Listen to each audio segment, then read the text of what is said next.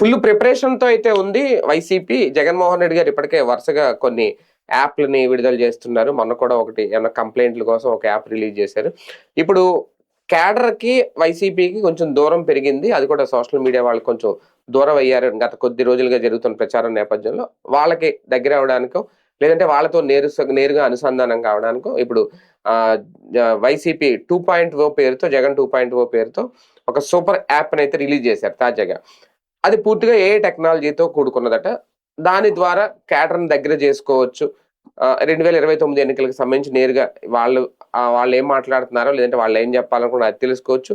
వీళ్ళు కూడా చెయ్యొచ్చు అనేది. అయితే ఇప్పుడు ఎందుకు ఈ యాప్ గురించి వచ్చింది అంటే టీవీకే కూడా గతంలో విజయ్ కూడా ఎన్నికలకు ముందు ఇలాంటిదే అప్పుడు మై టీవీకే యాప్ అని ఒకటి తీసుకొచ్చారట ఆయన.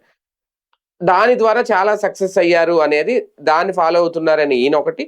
అలాగే ఈయన సంక్షేమాన్ని ఆయన కూడా ఫాలో అవుతున్నారు. ఇప్పుడు చాలా అద్భుతంగా చేస్తున్నారు తమిళనాడులో ఒకటి. ఆ కంపారిజన్ కూడా జరుగుతుంది. కానీ నిజంగా ఏ టెక్నాలజీ వినియోగించి యాప్స్ ద్వారా ఎంతవరకు రాజకీయాల్లో క్యాడర్కి అధినాయకత్వానికి మధ్య గ్యాప్ని ఫుల్ఫిల్ చేయగలుగుతాం, అది సాధ్యం అవుతుందా ఒకప్పుడు రాజకీయానికి ఇప్పుడు రాజకీయానికి, దాని మీద చర్చించే ప్రయత్నం చేద్దాం. సార్ ఒకటి, ఇప్పుడు టెక్నాలజీ మారింది కాబట్టి టెక్నాలజీని వాడుకోవడం తప్పేం లేదు. కానీ వచ్చిన గ్యాప్ను ఫుల్ఫిల్ చేయడం ఇలాంటి యాప్ల ద్వారా వైసీపీ కలిసి వచ్చే అంశమేనా? ఇది అసలు గ్యాప్ ఫిల్ చేయడానికి పెట్టారు అన్నది కూడా అబద్ధం. అవునా? వాస్తవంగా వీళ్ళ ఉనికితో ప్రభుత్వం చెలగాటమాడుతుంది. ఓకే. వీళ్ళు చెయ్యలేని పని తెలుగుదేశం చేయగలుగుతుంది. ఓకే. తెలుగుదేశానికి సుదీర్ఘ రాజకీయ అనుభవం ఉండటము, అధికార పీఠాల్లో ఉన్నప్పుడు ఎలా చెయ్యాలో తెలిసినటువంటి చంద్రబాబు గారు, ఆయనకి 4 ఆకులు ఎక్కువ తిన్నటువంటి లోకేష్ ఇప్పుడు షాడో సీఎంగా ఉన్నటువంటి నేపథ్యంలో కొన్ని కీలక పరిణామాలు జరుగుతున్నాయి.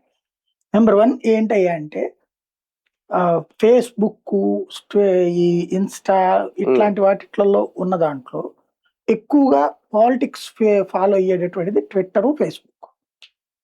ఇది ఈ కార్యకర్తలు ఇదివరకు ఫేస్బుక్ అంటే ఫ్యామిలీస్, ఫ్రెండ్స్ వీటి కోసం కలుపుకునేవాడు.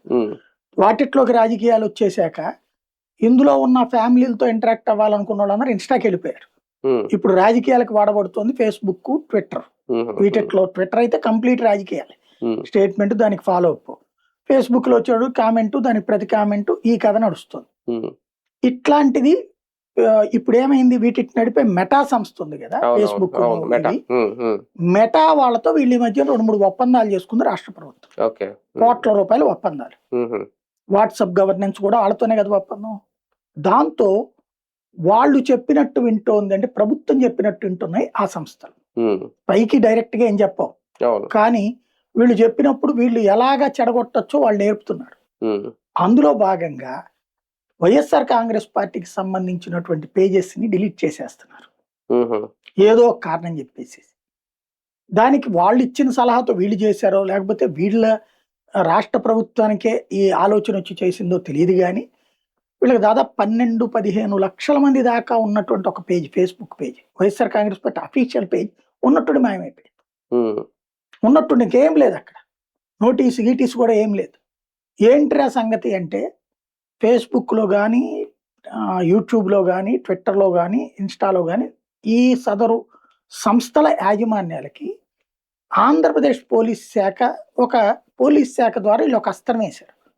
ఎట్లా అంటే వీళ్ళు ఇప్పుడు ఫర్ ఎగ్జాంపుల్ నెగిటివ్ వార్తలు వీళ్ళు నెగిటివ్ వేస్తారు కదా, ఇప్పుడు ఈ ప్రభుత్వం ఏం చేసింది అన్నటువంటి దాని మీదన వీళ్ళ పార్టీలో ఉన్నటువంటి అభిమాని ఎవరో కంప్లైంట్ పెట్టారని పోలీస్ స్టేషన్లో ఒక ఎఫ్ఐఆర్ కడతారు. ఈ ఎఫ్ఐఆర్ కాపీని అటాచ్ చేస్తూ పోలీసులే సదరు సంస్థలకి నోటీస్ పంపిస్తారు, ఈ పేజ్ తీసేయండి అనేది. దీంట్లో యూట్యూబ్ ఏమైంది చెప్పిందంటే వాళ్ళు ఓపెన్గా మీరు ఏదైనా కంటెంట్ తీసేయమంటే కంటెంట్ తీసేస్తాం, ఛానల్ తీయమని అడిగే హక్కు లేదు మీకు. సో వీడియో తప్పు అంటే కనుక మీరు ఇచ్చిన ఆధారంగా వాళ్ళకి నోటీస్ ఇస్తాం, వాళ్ళు ఇచ్చిన సమాధానం మీకు పాస్ చేస్తాం. వాళ్ళే డిలీట్ చేస్తే ఓకే, వాళ్ళే హైడ్ చేస్తే లేదా డిలీట్ చేస్తే, లేదంటే మేము డిలీట్ చేయమంటే చేస్తాం, ఇది మా రూల్స్ అని వాళ్ళు చెప్పేశారు యూట్యూబ్. మ్మ్. కాబట్టి అక్కడ వర్కౌట్ కావట్లేదు. ఛానల్స్ యూట్యూబ్ లో వీడియో తీపిస్తున్నారు. కానీ మొన్న ఏదో పేజ్ అయితే బ్లాక్ అయింది, మళ్ళీ వచ్చిందిలేండి. అదే ముందైతే క్లోజ్ చేశారు ఆ, దాన్ని. మరి ఎందుకు ఏదో రీజన్ చెప్పారు, అది వేరే వాళ్ళు స్ట్రైక్ చేయడం ఇట్లాంటి పేజే పోయింది కదా మొత్తం, అఫీషియల్ పేజ్ పోయింది కదా వైసీపీది. నేను అనేది యూట్యూబ్ ది. అదే మామూలుగా YouTube. అది కూడా మెటా ఓడిదే కదా యూట్యూబ్ వేరు కదా. అవును, ఫేస్బుక్ యూట్యూబ్ వాట్సాప్. లోదైతే వీడియోల వరకే అని చెప్పారు. అవును అవును మెటా వాడిది వచ్చాడు ఫేస్బుక్ పేజ్ తీసేసి అదే అంటున్నాను, తీసేసి దానికి టెక్నికల్ రీజన్ ఏం లేదు, పోలీసుల కారణంగానే తీసేశారు. అంతేనా? అంతకు ముందు తీసేశారు, మళ్ళీ వచ్చింది, మళ్ళీ తీసేశారు. అంటే అందులో ఏదో అడల్ట్ కంటెంట్ వచ్చింది, అందుకు తీసాం. ఇదే ఈ అత్యాచారం కేసు ఉందనుకోండి, దాన్ని ఇప్పుడు సాయి కృష్ణ కేసు ఉందనుకోండి, ఫోక్సో కేసు అని దాన్ని పెట్టేసి చెప్తున్నారు. అదే అవును, ఆ లెక్కనైతే వీళ్ళు ఎన్ని పెట్టి ఉంటారు అంతకుముందు రేపుల కేసులు. అప్పుడు ఏం ప్రభుత్వం అట్లా ఇప్పుడు వీళ్ళు కూడా నేర్చుకుంటారు, వీళ్ళు ఎట్లా పెట్టారో అవన్నీ రేపు నేర్చుకుంటారు, వీళ్ళు రేపు అదే పనులు చేస్తారు. అంతే కదా. అయితే ఇప్పుడు వీళ్ళు అవి తొలగించారు, ఇట్లా పద్దాక తొలగిస్తున్నారు. ఒక్కసారిగా అసలు కమ్యూనికేషన్ కంట్రోల్ లేకుండా పోతుంది.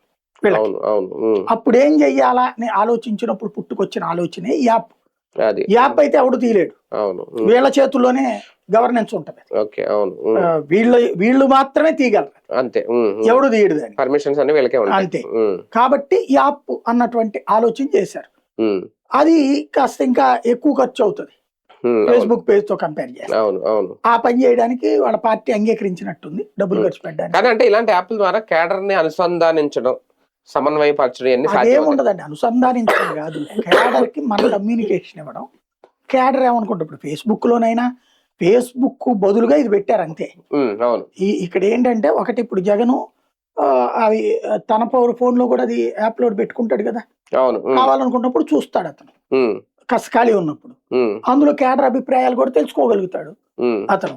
ఫేస్బుక్ పేజ్ అయినా అంతే, వాళ్ళకి సంబంధించిన కామెంట్స్ లో చూసుకుంటాడు అంతే కదా, ఏవైనా సరే ఒక కమ్యూనికేషన్, అంతకు మించి ఏం లేదు దీంట్లో. కానీ రెండు రాష్ట్రాలకు సంబంధించి ఒక ఇద్దరు యంగ్ సీఎంలు, అటు తమిళనాడు కానీ ఇటు మొన్నటి వరకు చేసిన ఒకళ్ళనొకళ్ళు ఫాలో అవుతున్నారు అనిపిస్తుంది నిర్ణయాలు చూసుకుంటుంటే, లేదంటే ఆయన అమలు చేసిన పథకాలు కూడా అట్లా. అంటే పథకాల పరంగా ఇప్పుడు ఆ లెక్కనైతే ఆ అమ్మాయి పేరేంటి, జయలలిత పెట్టిన పథకాన్ని చంద్రబాబు నాయుడు పెట్టారు, అవును, కానీ మా గొప్పతనం అని చెప్తాను. అట్లాగే జగన్ ఆయన గొప్పతనం అని ఏం చెప్పడం, విజయ్ బేసిక్ గా ఎవడు దాడిదే అంటే కాపీ పేస్ట్ అవుతున్నాయి కొన్ని. అంటే సహజంగా నేను చెప్పేది అది. ఇప్పుడు ఆ లెక్కనైతే ఆరోగ్యశ్రీ ఆంధ్రాలో పెట్టిన దాన్ని ఆయుష్మాన్ భారత్ అని కేంద్ర ప్రభుత్వం పెట్టి కాపీ అంటే ఒప్పుకుంటారా? కాబట్టి ఏటికి అదే. బట్ ఒకటి వీళ్ళకి ఒక రకంగా నాకు నవ్వు వచ్చింది ఏంటంటే, తమిళనాడులో జగన్ కి బాగా క్లోజ్ స్టాలిన్, ఇప్పుడు జగన్ ఫ్యాన్స్ అందరూ విజయ్ ని బాగా అభిమానించేస్తున్నారు, మావాడే మావాడే అని.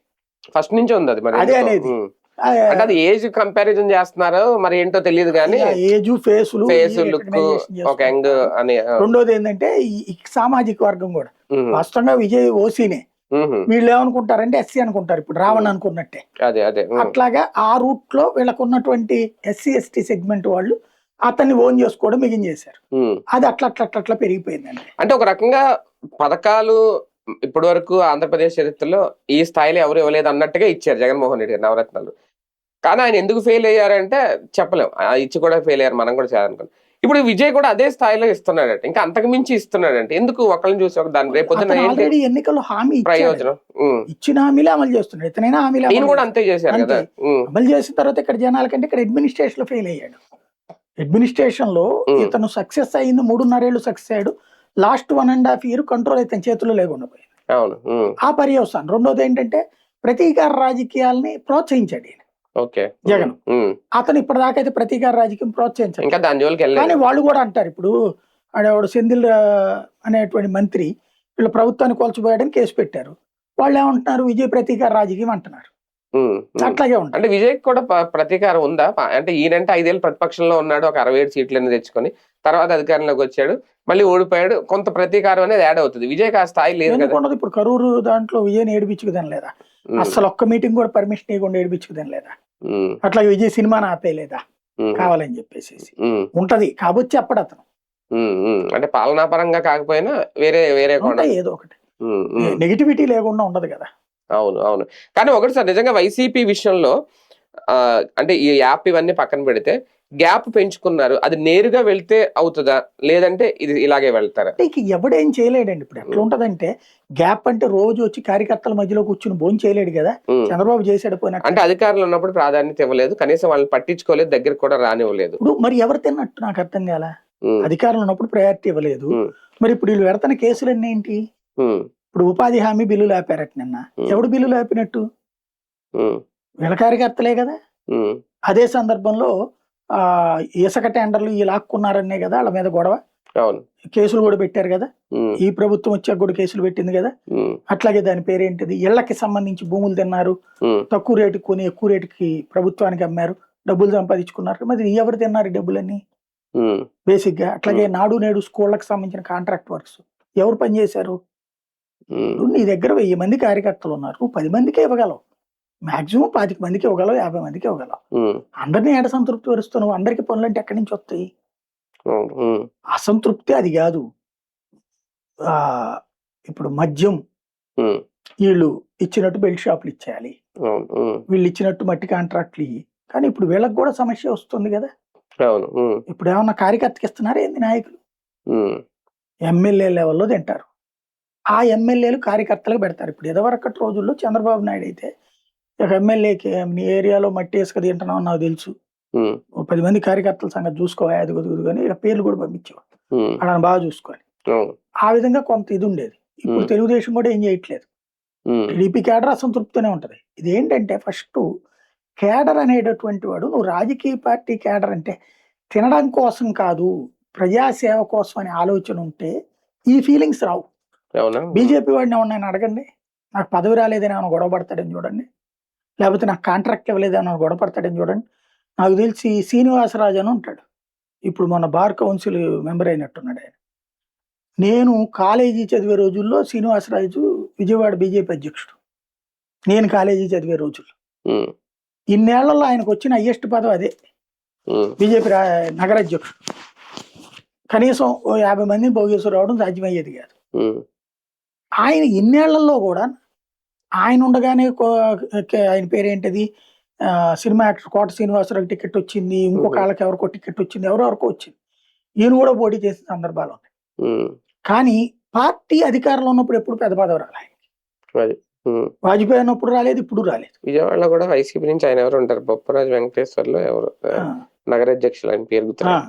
ఆయనకు కూడా అంతే, పాపం ఒకసారి ఎమ్మెల్యే అయినట్టున్నాడు, ఆయన ఎమ్మెల్యే టికెట్ ఇచ్చారు, టికెట్ ఇచ్చినట్టు అంతే. మొన్న మొన్న తర్వాత నగర ఇన్ఛార్జ్ ఇచ్చారు, అవును, ఇంకా అంతే తప్ప అంతకు మించి ఇవ్వలేదు. ఉండవు. అంటే అక్కడ కొంచెం డామినేషన్ ఉంటదేమో విజయవాడలో ఏ పార్టీకైనా. ఎక్కడైనా అంటే బేసిక్ అందుకని వీళ్ళకి రాజకీయం తెలియాలి, ఎక్కడ తెలియకపోతే కష్టం ఉమ్. బేసిక్ గా. ఉమ్. ఇప్పుడు రాధా అక్కడే కదా ఇరుక్కుపోయేది, రాజకీయం తెలియకపోవడం వల్ల ఇరుక్కుపోతున్నాడు అతను. అవును. ఉమ్. లేకపోతే రాధాకున్న చరిష్మాకి ఉమ్. ఎంత అద్భుతంగా చేయొచ్చు కదా. అవును. అవును. రాజకీయం నడపడం రాదు అతనికి, అది సమస్య. కానీ ఒకటి సార్, జగన్ అధికారంలో ఉన్నప్పుడు చేసిన తప్పిదం అని అనుకోవాలా క్యాడర్ విషయంలో వాళ్ళని దూరం పెట్టి? ఎందుకంటే అంతమంది సలహాదారులు ఉన్నారు, అప్పుడు మంత్రులు ఉన్నారు, వీళ్ళందరూ బటన్లు నొక్కేసో లేదంటే వాలంటీర్లు పెట్టేసో సచివాలయాలు పెట్టేసో ఆయన ప్రజలకు చేయాల్సింది చేసేసాడు. అదే ఆయన చేసిన తప్పు. అంటే నేను చెప్పేది ఏంటంటే చూసే చూపు అంటున్నా. ఇప్పుడు వైఎస్ఆర్ కాంగ్రెస్ పార్టీకి వాళ్ళు తెలుగుదేశాన్ని చూస్తుంటారు. తెలుగుదేశం పార్టీ కార్యాలయానికి వెళ్ళారు అనుకోండి, పొద్దున పూట్ల టిఫిన్ ఉంటది, మధ్యాహ్నం భోజనం ఉంటది, రాత్రి పూట్ల భోజనం ఉంటది, ఈవినింగ్ స్నాక్స్ ఉంటాయి. మీరు వైఎస్ఆర్ కాంగ్రెస్ పార్టీ ఆఫీస్కి వెళ్ళండి, ఇప్పుడు వాళ్ళు కూడా మధ్యాహ్నం పూట భోజనం పెడుతున్నారట. ఈ టీలో స్నాక్స్ ఇట్లాంటివి ఏమి ఉండదు అక్కడ. ఇంకోటి, తెలుగుదేశం కార్యాలయంలో ఏమన్నా ఎగబడిపోయి పనులు చేసేస్తారు వాళ్ళకి, చేస్తే ఈ చిలకలూరుపేట గొడవ ఎందుకు వస్తుంది, ఇంకో గొడవ ఎందుకు వస్తుంది, ఏం జరగదు. కాకపోతే ఈ టిఫిన్లు భోజనాలు ఆ టైంకి వెళ్ళిన వాళ్ళని చూసి రిసీవ్ చేసుకునే టీముని పెట్టాలి, అది ఉండట్లా. ఇప్పుడు తెలుగుదేశంలో ఇంకోటి ఏంటంటే వాళ్ళు 40 ఏళ్ల అనుభవం ఉంది కాబట్టి చిన్న పదవి వచ్చినా గొప్పగా ఫీల్ అవుతాడు. ఇప్పుడు ఫర్ ఎగ్జాంపుల్ ఆలపాటి రాజా ఉన్నాడండి, ఒకప్పుడు మంత్రిగా చేసినాడు, ఇప్పుడు ఎమ్మెల్యేగా ఉంటున్నాడు అంతే, ఎమ్మెల్సీగా. అయినా అతనేమి నాకు తెలుగుదేశం అన్యాయం చేసి నేను మంత్రిగా చేసినోడిని, నేనేంటి ఆఫ్టర్ ఆల్ ఎమ్మెల్సీ అనుకుంటున్నాడా? లేదు. ఇప్పుడు ఫర్ ఎగ్జాంపుల్ సుజనా చౌదరి ఉన్నాడు, సరే పేరుకి బీజేపీలో ఉన్న ఆయన తెలుగుదేశం ఫేసే కదా, ఆయన ఒకప్పుడు కేంద్ర మంత్రిగా చేసినోడు, ఇవాళ ఆయన కెపాసిటీ ఏంటండి? ఒక బీజేపీలో ఒక ఎమ్మెల్యే, పేరుకి బీజేపీ ఎమ్మెల్యే, తెలుగుదేశం ఆయన. ఆయన ఏమైనా ఫీల్ అవుతున్నాడా నేను కేంద్ర మంత్రి స్థాయికి పోయిన ఆఫ్టర్ ఆల్ ఒక ఎమ్మెల్యే ఏంటి అని చెప్పేసి. అది అవును. తెలుగుదేశంలో పెద్ద పెద్ద మంత్రి పదవులు చేసినోడు కూడా ఆ కదా. తర్వాత నార్మల్ ఎమ్మెల్యేగా మూల ఉంటాడు. ఇప్పుడు అతను ఉంటాడు విశాఖపట్నంలో సత్యనారాయణ. వీళ్ళందరూ మంత్రులుగా చూశాను వీళ్ళని. ఉమ్, ఇవాళ మామూలుగా ఇవాళ కొత్త వాళ్ళు వచ్చి మంత్రులుగా చలామణి అవుతుంటే ఉమ్. వీళ్ళు పక్కన కూర్చుంటారు. అంటే వీళ్ళు వచ్చేది కూడా అందుకే వస్తారేమో కదా. ఇప్పుడు సుజనా చౌదరి గారు ఎందుకు వచ్చారు ఇక్కడ, ఏమైనా కేబినెట్ లో మంత్రి పదవి వస్తారు, రాష్ట్రంలో అధికారం కదా. ఇప్పుడు మోబుదేవ్ ఎందుకు రాజీనామా చేసి టీడీపీలోకి వెళ్ళి ఆయన చెప్పింది ఏంటి, నేను రాష్ట్రంలో కొనసాగాలనుకుంటున్నాను, ఇక్కడ కావాలి, అలా కూడా వస్తారు. కాకపోతే వాళ్ళకి అవకాశాలు రావేమో. ఇచ్చారు కూడా కదా, మరి ఎందుకు పోయినాడు బయటికి?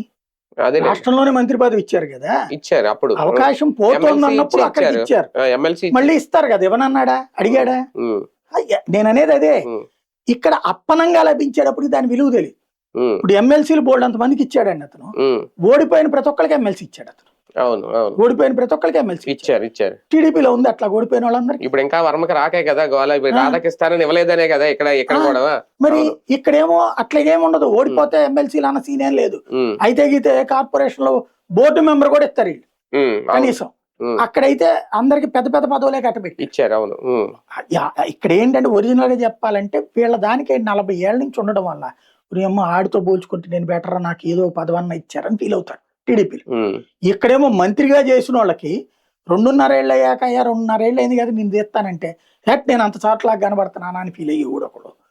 అలాగే ఎంతకాలం నన్ను పట్టించుకోకుండా 2 ఏళ్లే నాకు మంత్రి పదవి ఇచ్చాడని ఫీల్ అయ్యి ఒకడు. అదే కదా. వీళ్ళ దగ్గర అసంతృప్తి అంటే వీళ్ళు కాంగ్రెస్ నిరంతర అసంతృప్తివాదులు, వీళ్ళు తెలుగుదేశం నిరంతర సంతృప్తివాదులు. వీళ్ళల్లో 10% అసంతృప్తివాదులు ఉంటారు టీడీపీలో, వీళ్ళలో 70% అసంతృప్తివాదులు ఉంటారు. దాన్ని ఎవడు సాటిస్ఫై చేయలేడు. అదే కదా. రైట్, మొత్తానికి ఒక కీలక అడుగు అయితే వేస్తున్నారు జగన్మోహన్ రెడ్డి గారు యాప్ల రూపంలో. ఇప్పుడు జగన్ 2.0 సూపర్ యాప్ అంట. మరి ఎంతవరకు దీని ద్వారా సక్సెస్ అవుతారు? 2029 ఎన్నికలకి ఇంకా టెక్నికల్ గా బాటలు అయితే పడుతున్నాయి, అది కూడా ఏ టెక్నాలజీని వాడుకుంటూ. చూద్దాం సక్సెస్ అవుతారు లేదు.